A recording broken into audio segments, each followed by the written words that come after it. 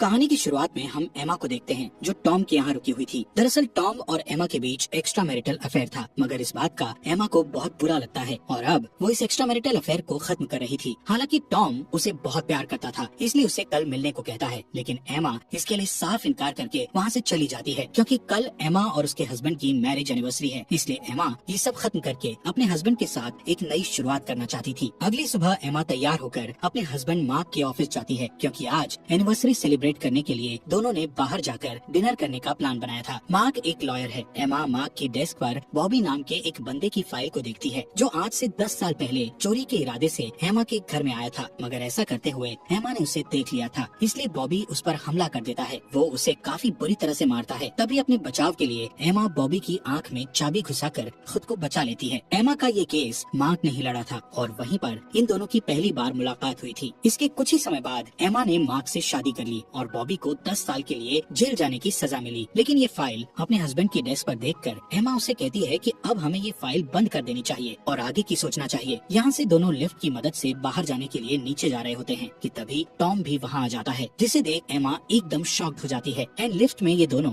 ऐसे बिहेव करते हैं कि जैसे कभी एक दूसरे को नहीं देखा हो। यहाँ हमें पता चलता है कि टॉम मार्क का जूनियर है। जी हाँ, अब तक एमा का चक्कर उसी के हस्बैंड के जूनियर के साथ चल रहा था। एमा को लगता है कि टॉम आज मार्क को सब कुछ बता देगा, लेकिन उसको तो मार्क से कुछ बात करनी थी, इसलिए वो लिफ्ट में आया था। दोनों हस्बैंड वाइफ एक अच्छे से रेस्टोरेंट में जाकर डिनर करने लगते हैं। डिनर के बाद मार्क एमा को एक सुंदर सा डायमंड नेकलेस गिफ्ट करता है जो एमा के गले में काफी खूबसूरत लग रहा था। एनिवर्सरी को खास बनाने के लिए मार्क अपनी वाइफ की आंखों पर ब्लाइंड फोल्ड बांधकर अपने लेक हाउस पर ले आता है। एमा घर में एंटर करते ही पूरे घर को सजा हुआ देखती है, बिल्कुल वैसा ही जैसा हर लड़की का सपना होता है। घर में और अंदर जाकर एमा एक कमरे में अपने और मार्क की यादों से भरे वो फोटोज देखती है जिसमें दोनों के साथ में बिताए हसीन लम्हे कैद थे। इसके बाद मार्क थोड़ा इमोशनल होकर एमा को अपने दिल का हाल बताता है। वो बताता है कि मैं बिल्कुल भी अच्छा पति नहीं बन सका जैसा तुम हमेशा चाहती थी, ना ही कभी तुम्हें प्यार किया, लेकिन अब से मैं बदलना चाहता हूँ, तुम्हारे साथ कुछ हसीन पल बिताना चाहता हूँ। मार्क की बातें सुन एमा भी इमोशनल हो जाती है और कुछ समय बाद दोनों रोमांटिक हो जाते हैं। नेक्स्ट मॉर्निंग जब एमा नींद से उठती है तो वो मार्क को बेड के कोने पर बैठा हुआ पाती है। जैसे ही वो अपना हाथ मूव करने की कोशिश करती है, वो देखती है कि उसका हाथ हैंडकफ से मार्क के हाथ के साथ बंधा हुआ है। एमा उसे पूछती है कि ये सब क्या है। मार्क उसे कहता है कि अब असलियत का सामना करो। एमा कुछ समझ पाती इससे पहले ही मार्क अपनी पिस्टल लेकर खुद को शूट कर लेता है। एमा पूरी तरह से मार्क के खून में सन जाती है। वो इससे दूर भागने की कोशिश करती है, मगर उसका हाथ हैंडकफ से बंधे होने के कारण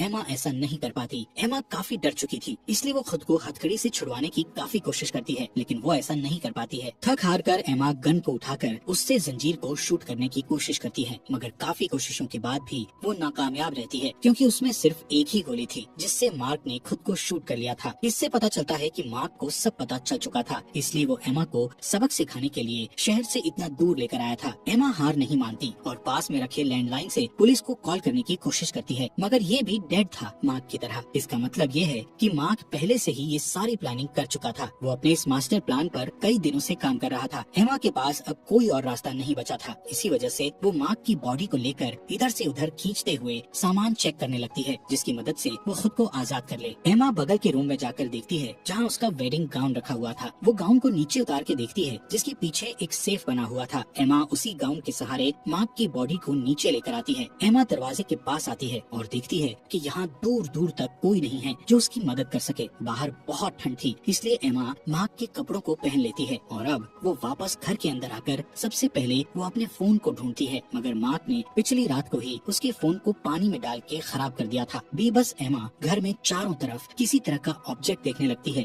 जिससे वो किसी तरह से इन हैंडकफ से आजाद हो सके, मगर वो इसमें भी नाकामयाब रहती है। इसलिए वो मार्क की बॉडी को खींचकर घर से बाहर ले आती है और कार में आकर बैठ जाती है। जब एमा मार्क की कार को स्टार्ट करने की कोशिश करती है तभी अचानक कार का रेडियो चालू हो जाता है जहाँ मार्क उसे ताने दे रहा होता है कि मैंने तुम्हारे लिए क्या नहीं किया, तुम्हें नेम फेम पैसा सब तो दिया, लेकिन तुमने फिर भी मुझे धोखा दिया। मैंने तुम्हारे लिए जो भी किया उसके लिए तुम्हें मेरा शुक्रगुजार होना चाहिए था, मगर तुमने मुझे धोखा दिया। मार्क एमा को इस धोखे के लिए तड़पते हुए देखना चाहता था, मगर अफसोस इसके लिए वो यहाँ नहीं है। एमा बार बार गाड़ी को चालू करने की कोशिश करती है, लेकिन गाड़ी किसी भी हालत में चालू नहीं होती। बाहर निकलकर एमा देखती है कि मार्क ने गाड़ी का पूरा फ्यूल टैंक पहले से ही खाली कर दिया था। एमा के पास और कोई रास्ता नहीं था, इसलिए वो वापस घर में आ जाती है। अंदर आकर वो सबसे पहले बाथरूम जाकर अपने खून के दाग को साफ करने लगती है। इसी दौरान एमा अपने गले से मार्क के द्वारा गिफ्ट किया हुआ नेकलेस निकालने की बहुत कोशिश करती है, मगर वो नेकलेस किसी भी हालत में निकलने का नाम नहीं लेता। थक हार कर एमा मार्क की बॉडी के साथ औजार की खोज में बेसमेंट की तरफ आती है, मगर उसे वहाँ किसी भी प्रकार का कोई औजार नहीं मिलता जो उसकी मदद कर सके। खैर, ये तो सोचने वाली बात है कि जिस व्यक्ति ने इतनी प्लानिंग की हो वो बेसमेंट में औजार कहाँ से छोड़ेगा। एमा मार्क की बॉडी को खींचते हुए एक कमरे में पहुँचती है जहाँ बॉबी की 10 साल पुरानी एक फोटो लगी हुई थी, यानी कि मार्क के प्लान के अनुसार एमा के साथ अभी भी कुछ भयानक होने को बचा है। जब एमा फोटो देख रही थी तभी उसे दरवाजे पर फुटस्टेप की आवाज सुनाई देती है। डर की वजह से एमा भाग कर जाती है और सबसे पहले दरवाजे को बंद करती है। तभी टॉम की आवाज सुनकर गेट को खोलते हुए उसे अंदर बुलाती है। टॉम उससे पूछता है कि बताओ तुमने मुझे मैसेज करके यहाँ क्यों बुलाया है, जिसका जवाब देते हुए एमा कहती है कि मैंने तो कोई मैसेज नहीं किया, दरअसल ये मार्क ने किया था। ये सब उसके प्लान का हिस्सा था जिससे वो एक तीर से 2 निशाने कर सके। एमा टॉम से पुलिस को कॉल करने को कहती है, जिसके जवाब में टॉम कहता है कि तुम पागल हो, अगर तुमने ऐसा किया तो सबसे पहले तुम ही फंसोगी और कभी भी अपने आप को बेगुनाह साबित नहीं कर पाओगी। उसने सारे सबूत तुम्हारे अगेंस्ट ही बनाए हैं और हो सकता है कि तुम्हें हमेशा हमेशा के लिए जेल में सड़ना पड़े, इसलिए किसी भी हालत में पुलिस को कॉल करने की कोशिश मत करना। टॉम एमा को बताता है कि मार्क ने हमेशा से बहुत सारे उल्टे काम किए हैं, सबूतों के साथ छेड़छाड़ की है, जिस कारण से उसके ऑफिस पर कभी भी रेड पड़ सकती है, इसलिए जेल में सड़ने की बजाय मार्क ने सुसाइड करना ही बेहतर समझा। यहाँ पर ये दोनों आपस में बात कर ही रहे होते हैं कि वो एक गाड़ी को अपनी तरफ आते हुए देखते हैं, जिसे देखकर टॉम बताता है कि उसने ये गाड़ी पहले भी आते हुए देखी है। टॉम एमा को घर के अंदर रहने को कहते हुए बाहर चला जाता है। दरअसल गाड़ी में आया व्यक्ति अपने आप को एक प्लम्बर बताता है। ये बात सुन के टॉम अंदर के हालातों को ध्यान में रखते हुए उसे वापस जाने को कहता है, मगर प्लम्बर इसे ये कहते हुए इनकार कर देता है कि मैं 250 किलोमीटर से वापस जाने को नहीं आया हूँ। टॉम उसे कुछ पैसे देकर वापस जाने को कहता है, लेकिन तभी गाड़ी में बैठा दूसरा शख्स बाहर निकल के टॉम को स्टैब करके मार देता है। यहाँ हमें पता चलता है कि दोनों कोई और नहीं बल्कि बॉबी और उसका भाई जिमी है। जी हाँ, वही बॉबी जिसे 10 साल पहले एमा ने जेल में बंद करवाया था। अपने मास्टर प्लान के अनुसार मार्क ने जैसे तैसे उसे जेल से निकलवा लिया था ताकि वो बाहर आकर एमा से बदला ले सके और साथ ही टॉम का काम भी खत्म कर दे। बॉबी जबरदस्ती घर में एंटर करके बदला लेने के लिए एमा को ढूंढने लगता है, मगर बॉबी का भाई तो यहाँ सिर्फ डायमंड चुराने के लिए आया था, लेकिन बॉबी के सिर पर बदला सवार था। एमा चुपके से पास वाले शेड में जाकर खुद को आजाद करने की कोशिश करती है, जहाँ उसे फाइनली एक शार्प ऑब्जेक्ट मिल ही जाता है, जिसकी मदद से वो मार्क का हाथ काटकर अलग करने की कोशिश कर ही रही होती है, पर शेड में हो रही आवाजों को जिमी सुन लेता है और शेड की तरफ बढ़ने लगता है। उसके पीछे पीछे बॉबी भी शेड में आ जाता है। शेड में पहुंचकर दोनों भाई मार्क की डेड बॉडी को देखते हैं, जिसका हाथ कटा हुआ है, यानी कि एमा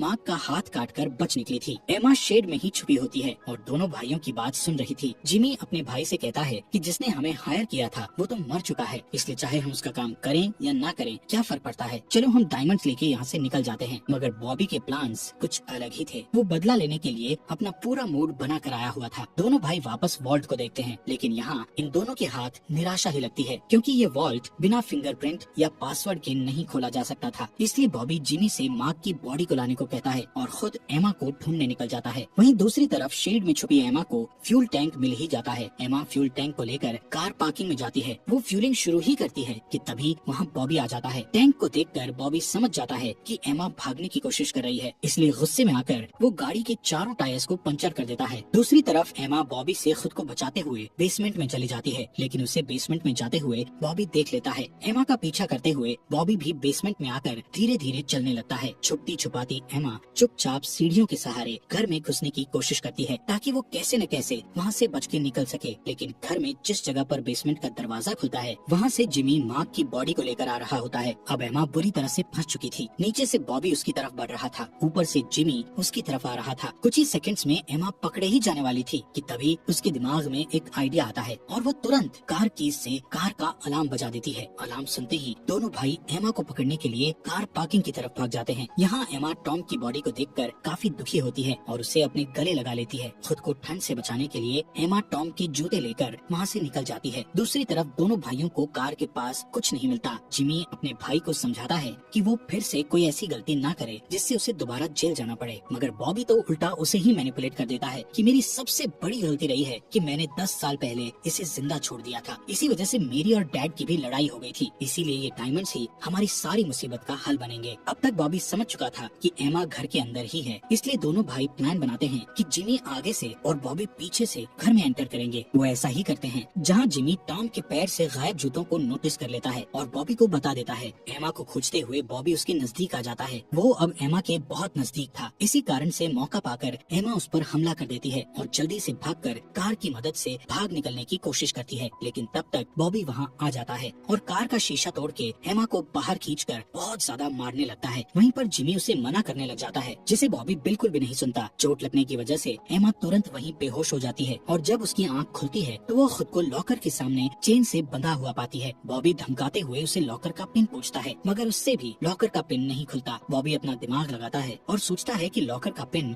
जरूर वही होगा जब एमा और मार्क पहली बार मिले थे। एमा उसे वो डेट बता देती है, जिसे सुन बॉबी एक बार फिर कोशिश करता है, मगर इससे भी उसका काम नहीं बनता। इस बात से वो बॉबी बुरी तरह से गुस्सा हो जाता है और चाकू लेकर एमा को मारने की कोशिश करता है। जिमी उसे ऐसा करने से रोकता है, लेकिन बॉबी पर तो आज खून सवार था, इसलिए जिमी को धक्का देकर साइड में फेंक देता है। तभी जिमी को गन मिल जाती है, जिसे लेकर वो बॉबी को रुकने को कहता है, क्योंकि वो नहीं चाहता था कि उसका भाई किसी का भी कत्ल करे और वो असलियत का कातिल बन जाए। गन दिखाते हुए जिमी एमा को चेन से फ्री कर रहा होता है। बॉबी को ये सब देखकर गुस्सा तो बहुत आ रहा था, मगर वो कुछ कर भी नहीं सकता था क्योंकि गन उसके भाई के पास थी। बॉबी मार्क की बॉडी का थंबप्रिंट लगाकर फाइनली वो वॉल्ट खोल ही लेता है, जिसके अंदर कोई हीरे नहीं थे, बल्कि एक लेटर था जिस पर लिखा हुआ था कि हीरे दिल के पास हैं। बॉबी समझ जाता है कि मार्क उसी नेकलेस की बात कर रहा था, जो नेकलेस एमा ने अपने गले में पहना हुआ था। जिमी तरह तरह के औजार लाकर उस नेकलेस को एमा के गले से निकालने की कोशिश करता है, मगर वो उसमें बुरी तरह से असफल होता है। एमा उसे बताती है कि मैंने तुमसे पहले ही इसे निकालने की काफी कोशिश की थी, मगर ये नेकलेस है कि निकलने का नाम ही नहीं लेता। गुस्से से भरा बॉबी तुरंत उसका गला काटने को रेडी हो जाता है, लेकिन जिमी उसे रोकने की पूरी कोशिश करता है। इसी हाथापाई के बीच दोनों भाइयों में से छोटे भाई यानी जेमी को चोट लग जाती है और वो तुरंत वहीं मारा जाता है। अपने भाई को मरा हुआ देख बॉबी गुस्से से पागल हो जाता है और इसके लिए वो एमा को कसूरवार ठहराता है और अब वो एमा को बुरी तरह से मारने लगता है। वो गन लेकर एमा को शूट कर देता है, मगर एज एक्सपेक्टेड गन में गोली न होने की वजह से एमा को कुछ नहीं होता, इसलिए अब बॉबी उसे अपने हाथों से ही मारने लगता है। मगर तभी एमा के हाथ एक औजार लग जाता है, जिसे मारकर वो बॉबी को वहीं घायल करके थोड़ी देर के लिए बेहोश कर देती है। एमा बड़ी समझदारी से बॉबी का हाथ मार्क की बॉडी से बांध देती है और वहाँ से निकलने की कोशिश करती है। तभी अचानक बॉबी को होश आ जाता है और वो मार्क की लाश को खींचते हुए एमा की तरफ बढ़ने लगता है। दूसरी तरफ एमा जल्दी से भागकर कार पार्किंग में पहुंचकर कार चालू करके वहाँ से निकलने की कोशिश करती है, लेकिन जैसे ही वो बाहर निकलती है बॉबी उसके सामने आ जाता है। खुद को बचाने के लिए एमा गाड़ी से बॉबी को ठोक देती है, जिससे वो उछल के दूर जा गिरता है। बर्फ की वजह से एमा की गाड़ी डिसबैलेंस हो जाती है और सीधे जाकर एक घर से टकरा जाती है। बदले की आग में जलता बॉबी अपनी कार के पास जाकर एक और चाकू ले आता है। वहीं एमा को दिखाया जाता है, जिसकी गाड़ी टकराने की वजह से एमा बाहर निकलकर बर्फ पर गिर पड़ती है, लेकिन इसी मौके का फायदा उठाकर बॉबी एक बार फिर से उस पर हमला करते हुए मारने लगता है। मगर तभी अचानक से बर्फ टूटने लगती है, जिसमें मार्क की बॉडी के साथ बॉबी भी पानी में जाने लगता है। जाते जाते बॉबी एमा को भी अपने साथ खींच लेता है। पानी में गिरने के बावजूद भी बॉबी उस पर हमला करना नहीं छोड़ता, मगर इस बार खुद के बचाव के लिए एमा उसकी दूसरी आंख भी फोड़ देती है। दर्द की वजह से बॉबी गहरे पानी की गोद में समा जाता है, मगर एमा के लिए मुसीबत और भी बढ़ जाती है, क्योंकि पानी से बाहर निकलने का रास्ता खुल चुकी थी और उसके सर के ऊपर चारों तरफ बर्फ ही बर्फ थी। थोड़ी देर के लिए पूरी तरह से शांति हो जाती है। तभी अचानक एमा चाकू की मदद से बर्फ को तोड़कर पानी से बाहर निकल आती है। इतनी मुसीबतों के बाद एमा अब फाइनली अपने पति के मास्टर प्लान से बच जाती है। जब हम किसी से बहुत प्यार करते हैं तो उसके धोखे से चोट भी सबसे ज्यादा पहुंचती है, क्योंकि वही एक इंसान होता है जिसे हम हमारे जीवन में खुद से आगे कंसिडर करते हैं। ऐसा ही हुआ एमा के पति मार्क के साथ, जो प्यार में खाए धोखे की वजह से इतना क्रूर बनकर अपनी प्लानिंग करता है। हालांकि मार्क भी कोई दूध का धुला नहीं था, गलतियाँ उसने भी की थी। उसी वजह से एमा ने अपना एक्स्ट्रा मैरिटल अफेयर टॉम के साथ किया। इसीलिए दोस्तों, अगर कोई आपसे प्यार करता है, चाहे वो आपकी गर्लफ्रेंड हो या आपका boyfriend, just don't cheat them.